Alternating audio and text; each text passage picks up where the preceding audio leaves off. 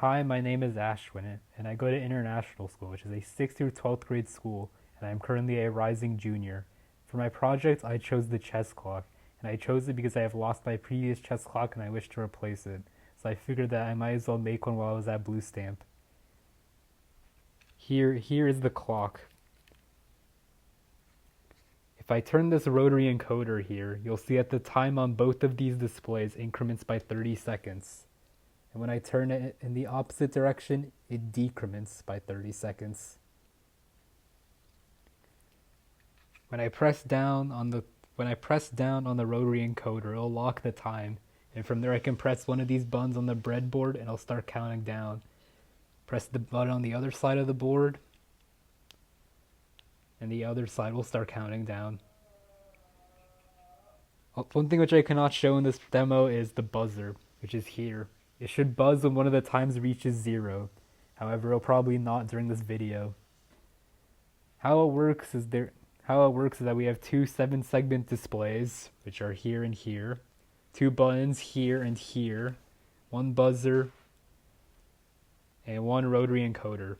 They're all connected to this Arduino Uno R3, which allows it to interface using C++ code.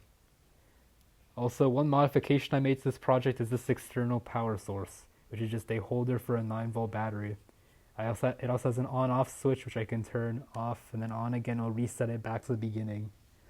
Some challenges that I faced during this project was that my code did not properly work. I was able to resolve this by basically working in chunks because I kept trying to do too much at once.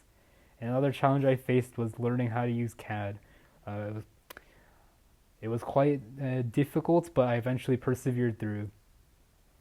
As for what's next, I have a 3D printed housing for my clock because, as you can see, it is quite messy right now. It is just a bunch of wires. I hope to be able to install that. It arrives about next week from when this video is being filmed. And when I do that, I'm also going to finally install the more clicky buttons, or more tactile to be exact. I want those because the ones that were shipped with the starter kit that I got were not exactly the best feeling. So I decided when I made a new clock housing, I decided that I might as well incorporate the new buttons. As for what's next even beyond that, I currently plan to implement some kind of increments and maybe make the time selecting more advanced. So right now you can only increment by 30 seconds.